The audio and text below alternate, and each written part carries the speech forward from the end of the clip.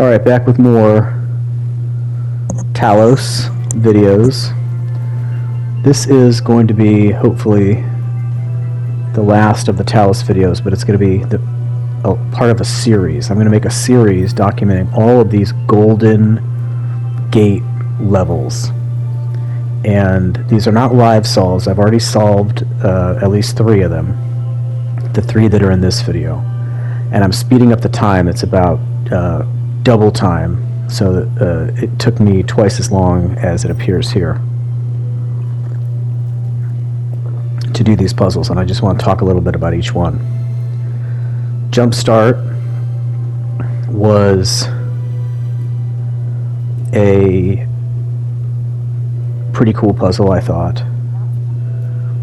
It took me about 20 minutes, and I guess the highlight here is the red, green, and blue converter.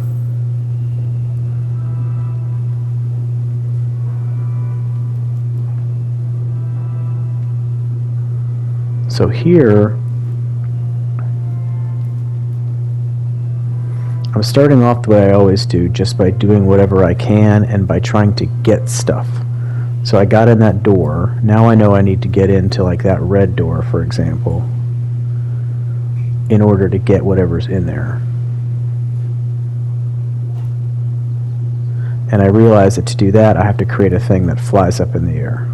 So it was pretty obvious from the beginning that this was going to be about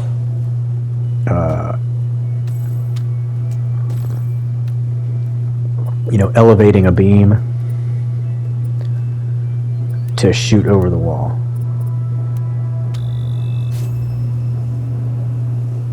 Like that, yeah. So get the converter, the red and green converter, bring it out here. And then I would say this puzzle, this was one of these puzzles where it was like, it had a fake obvious solution, which is the one I'm about to do now. The thing that kind of looks and seems easy, but then once you get it, it's obviously, it doesn't work. So I got the red beam here. I go out, I think I connected up to the blue beam. Let me see if that worked. Oh, I'm sorry, I'm getting ahead of myself. First I just needed to get in that room and get that. Okay. Now here's the part where the solution just doesn't work. Because of the wall, see? So, because I can get a red and I can get a blue, which would turn it into a green, and I could shoot the green at the door, but the angles just aren't quite right. Like either that wall blocks the red, or that wall blocks the blue, or the green gets hidden behind all of that stuff. So I spent quite a bit of time here just trying to make sure that this wasn't the solution, because I feel like some puzzles in the past, the solution actually was to get a very precise angle on something. So I just wanted, so I tried it like quite a few times. I had to confirm for myself that this is definitely like not the answer. And I kind of suspected it wasn't, because it just seemed a little too obvious, and I knew that for a Golden Gate puzzle there had to be sort of a, some kind of a trick. So then I tried, I think,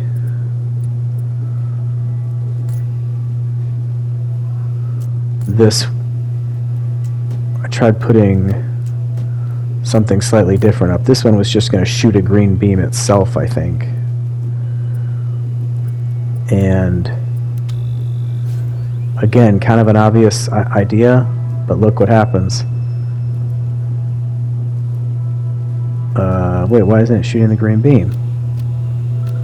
Because I didn't connect it up. Okay, so I go connect it up. Right? Send it up.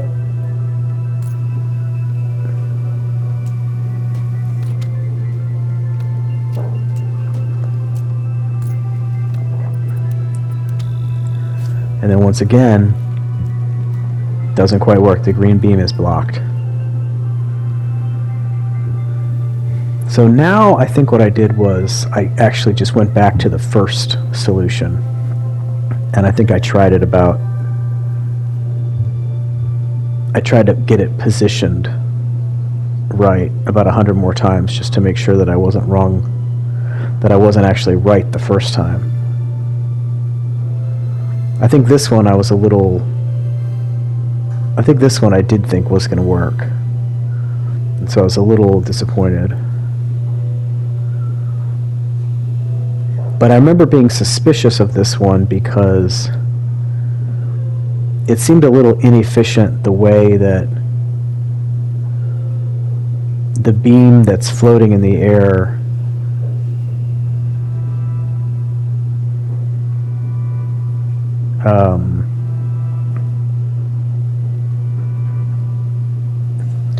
look at that connector. All it's doing is sitting on the pressure plate, and then over here, and then over by the floating beam, there's one that's doing nothing but lighting a red receiver. And usually the solutions to these things, each piece is doing more.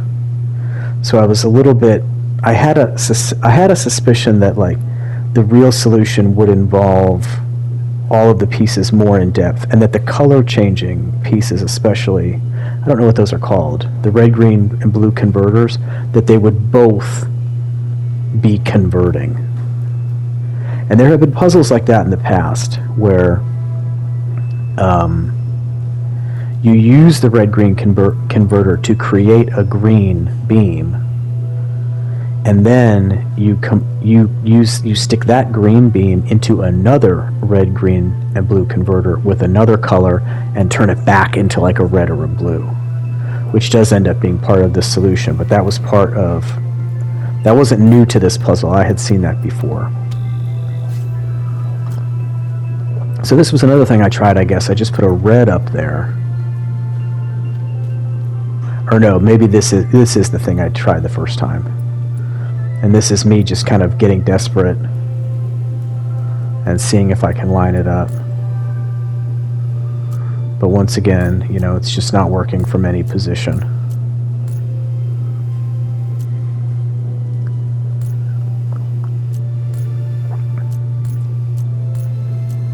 See, I'm just trying it like a million different places.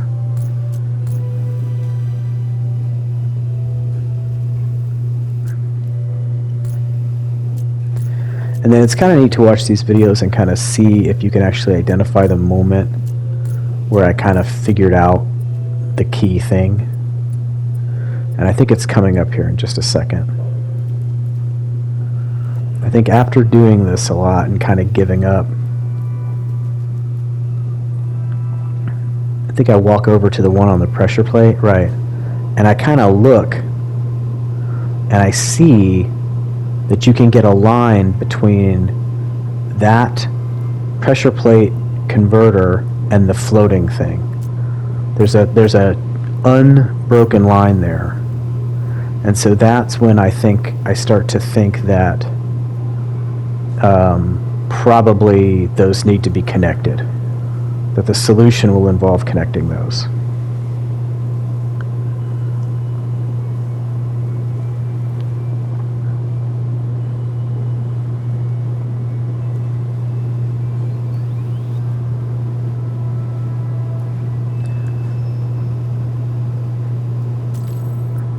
So I connect it to that, and right there I test it, and I see that it's a solid line.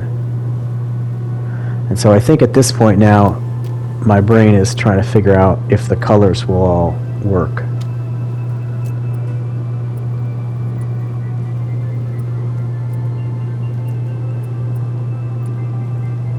But here I create the green.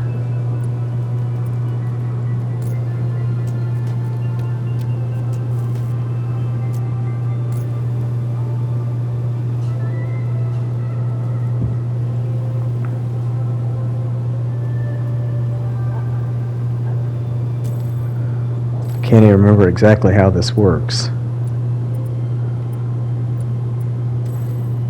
Right, I was going to shoot, I think, green back into that plus blue to make a red, which was going to power the fan. And then, but the only thing is, I needed to get it off the ground initially, and that's what you're going to use this for.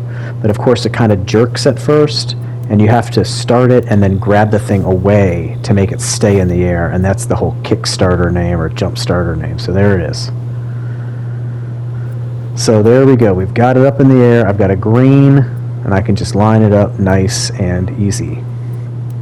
So cool puzzle. It focused on red, green, and blues, and on floating thingamabobbers.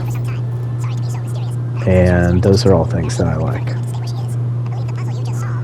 I felt good after this one too, because I thought, well, if this is how hard the star puzzles are, that's not so bad. I don't need to worry about it so much.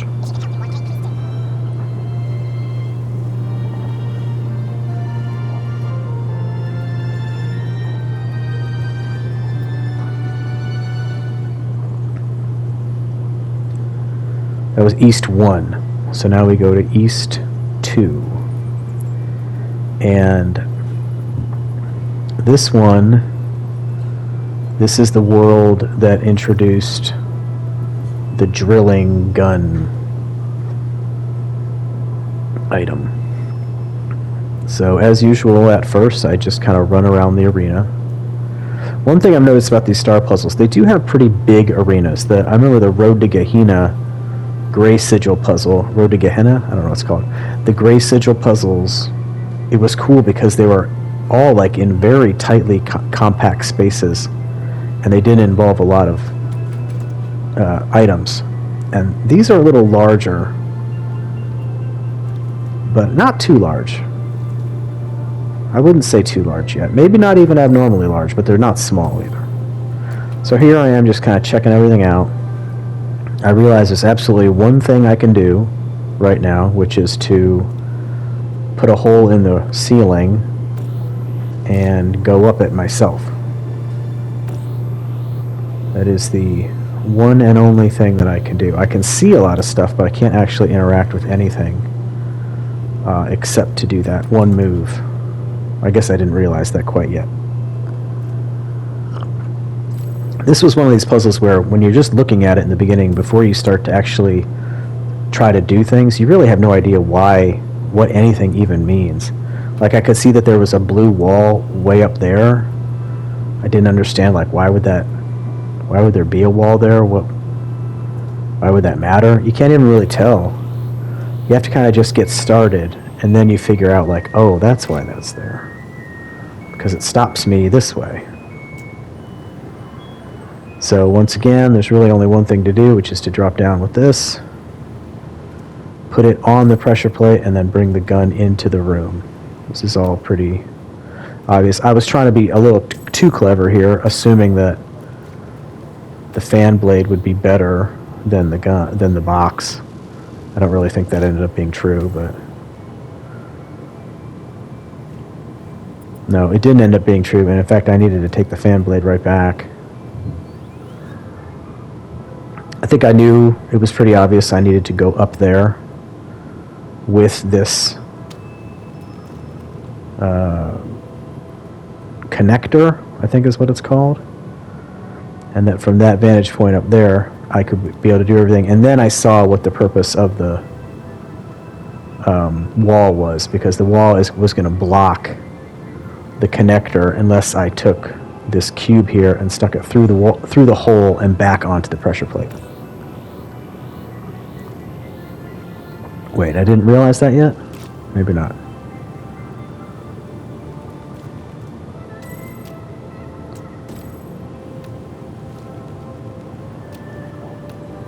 Right, so I'm going to go up here.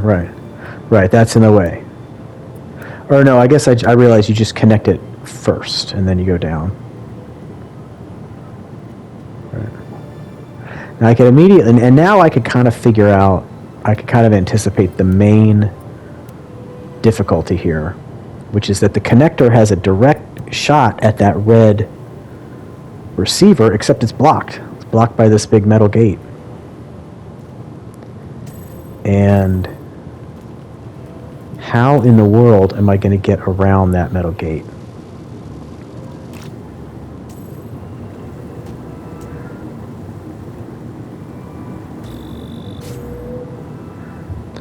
So connecting up all those beams opens up all the doors, so you don't have to worry about the pressure plates, and you can use your items again.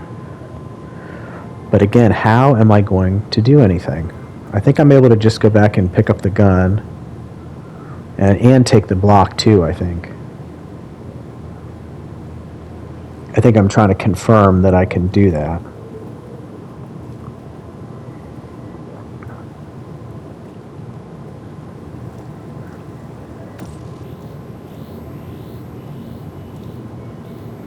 I guess I left the block there. Oh, because you do need to leave the block there. You need to leave the wall. So I get up here, and yeah, and I'm just trying to figure out, like, how on earth? Because there's no way, there's no other connector. There's no way to bounce it off of an angle.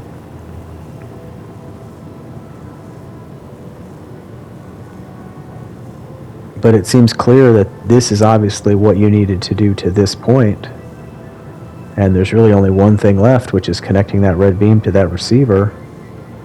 So you just got to figure out how to get around this wall. And at this point, I'm pretty... You see, I'm just standing still. I just really have no idea.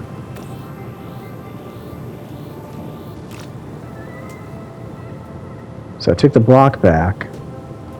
I think my thought was, okay, I need to put the receiver up on the block.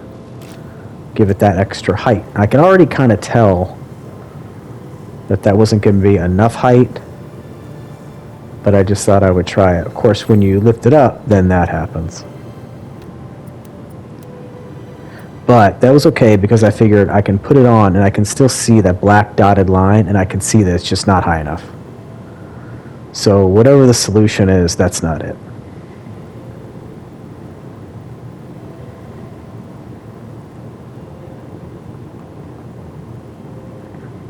So now it's sort of just back to the drawing board.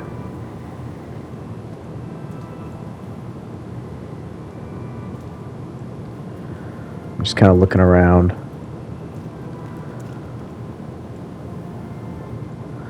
And then sort of that moment of realization. I think it hits like around here, maybe.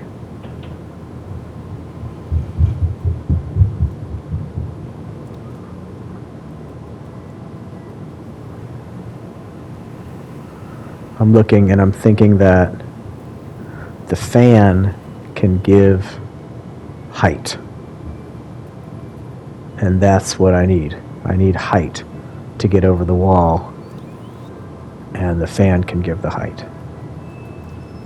But how is that going to work? So the first thing that I tried to do, I guess I reset. Right, because I needed to get that wall back down. So we're going to have to run through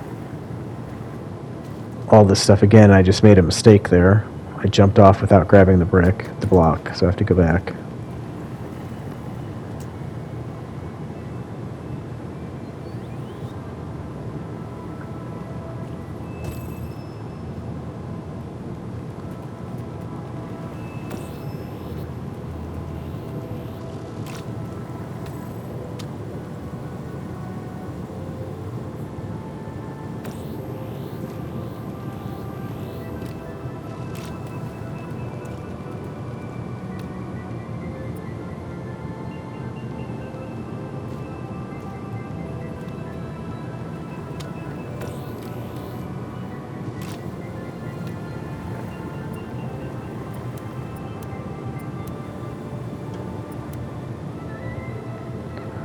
So this is all just me trying to get back to where I was.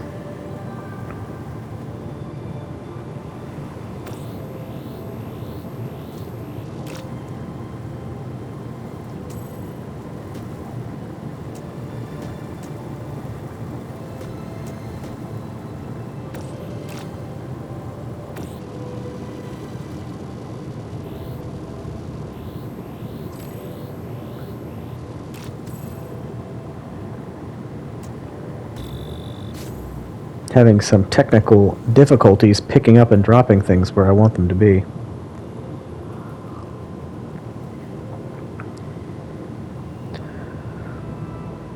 Maybe I actually haven't had the realization yet. Maybe this is when I have the realization. Before, I was just trying to get everything back to normal. Get everything back to where it needed to be so I could figure out the next step. And then I had the realization, I think, just then.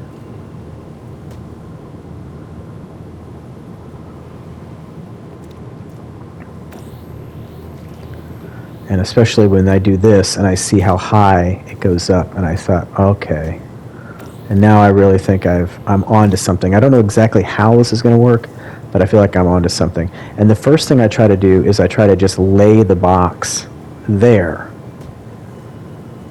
And then I see that it's got the height. And so now I know, like, okay, this is definitely what I need to do. So I think I just need to take the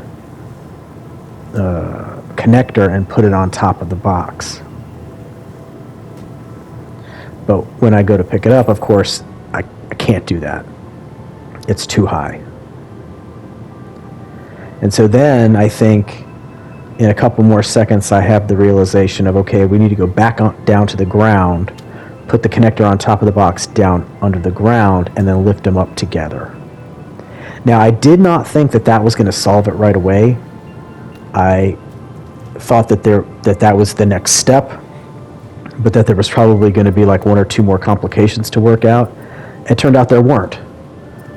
That pretty much just solved it.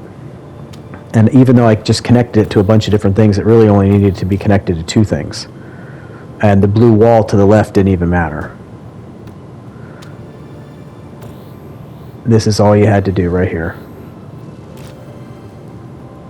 Boom. Really cool, though. I would say this one, this was a first. Again, it's not the first time that you've ever raised a block. It's not the first time that you've put something through a hole, but it is the first time that you've raised a beam on a block through a hole. I love the way Talos does that. The things that they introduce that are new, but not really. You should still know that they work.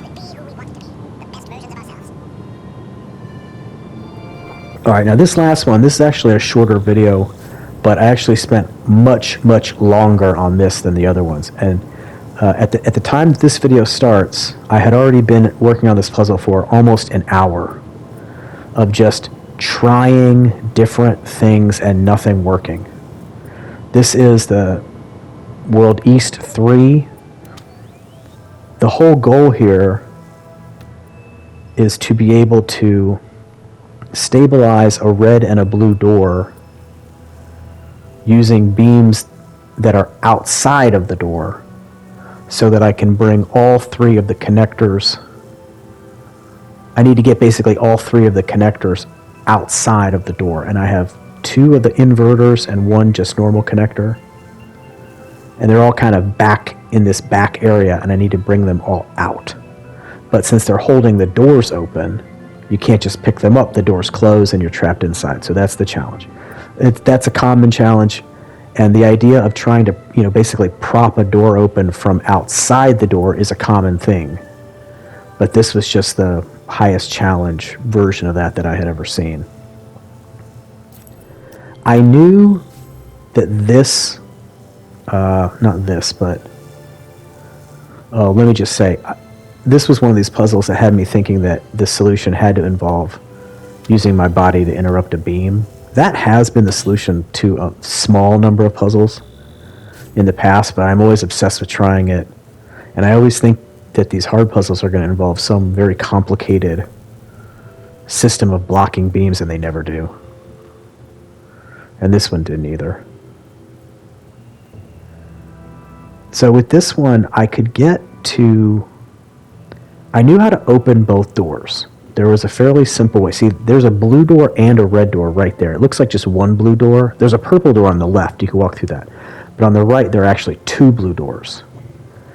And I knew how to open them both, which I figured that's got to be step one. But then the idea was, how do you keep them open while changing it so that they're being opened from the outside rather than from the inside? And again, this is something that Talos puzzles have had before. But this one just was really hard because the most obvious ways to do it caused the beams to intersect and break with each other.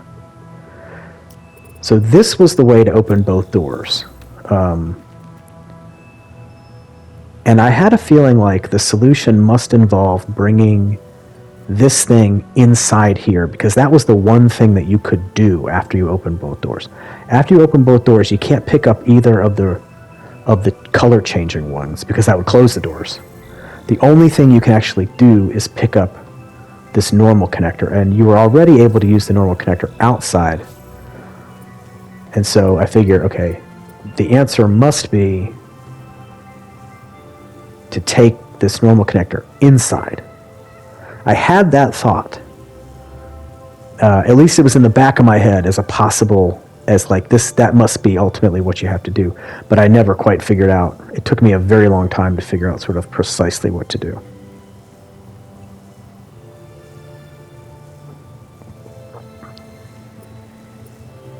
The troublemaker right there is that blue beam you can see in the back there that's kind of spanning the length. That blue beam is blocking the red emitter. So, and it's also holding the blue door open. So any type of connection that you try to make to the red emitter is going to break that blue beam and close the door. But you have to connect to the red emitter. The goal really was to make a full connection to that red emitter in the back without having to go through the purple door, like the purple translucent door and the connections that are being made through that. You want to try to move that connection from that side to the main side, to the side where the emitter is, from the left side to the right side, but you have to do it all without breaking the doors. So yeah, I tried this I messed around with this for at least over an hour. I don't know if it was an hour and a half, but it was at least over an hour. And when I did finally figure it out, it wasn't really a eureka moment. It was kind of just I just sort of finally tried the thing that I hadn't tried yet. And then I started to see that it was changing things, and that it was likely going to lead to the solution. I don't know. Yeah, so I bring this one in and I say, okay. So, and here I'm still trying idiotic things. But at some point I decide, all right, let's disconnect this. And then this is the first ever time that I tried bringing the color change one, back over to the left. Because what's changed now is that I have the regular connector, which I didn't have before, and now I can put that one on the right. But by using this one on the left, now I can make a series of connections.